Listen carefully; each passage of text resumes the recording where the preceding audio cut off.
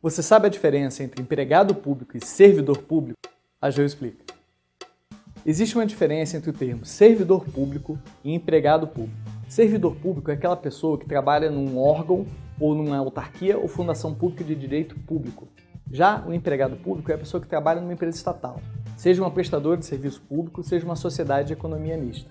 Assim, por exemplo, as pessoas que são contratadas para trabalhar no BNDES, na Petrobras e na Caixa, que são empresas estatais, são empregados públicos. Já a pessoa que faz um concurso para um órgão como um ministério ou uma autarquia como o IBAMA, o INSS e o INCRA, nesse caso eles são servidores públicos. A grande diferença entre os dois é que um é regido pela Lei 8.112, também chamada de regime estatutário. O outro é regido pelas consolidações da Lei do Trabalho, CLT, normalmente é chamado de seletista. Atenção, tanto o servidor público quanto o empregado público são contratados através de concurso público.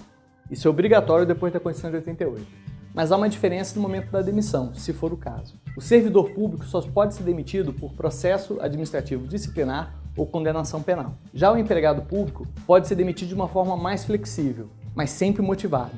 Ele não é igual ao empregado seletista comum, porque nesse caso não é possível a demissão sem justa causa, sem uma justificativa. Uma outra diferença entre servidor público e empregado público é o regime de previdência. O servidor público tem um regime de previdência próprio. Servidores mais antigos custeados diretamente pela União. Servidores mais novos, um regime misto, custeado pela União e pela Funpresp.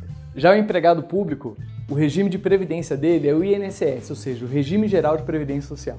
Um ponto polêmico é a questão do regime jurídico único. Antes da Constituição de 88, era comum que no mesmo órgão você tivesse servidores estatutários e servidores seletistas. Com a Constituição de 88, passou a reger o regime jurídico único, que foi estabelecido pela 8.112. Ou seja, o mesmo órgão, uma mesma autarquia, todos os seus empregados têm que ser ou servidor público ou empregado público.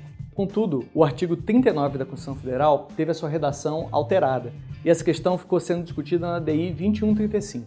Como essa ação ainda não teve seu julgamento final, a questão ainda é polêmica, mas hoje está em vigência o regime jurídico único.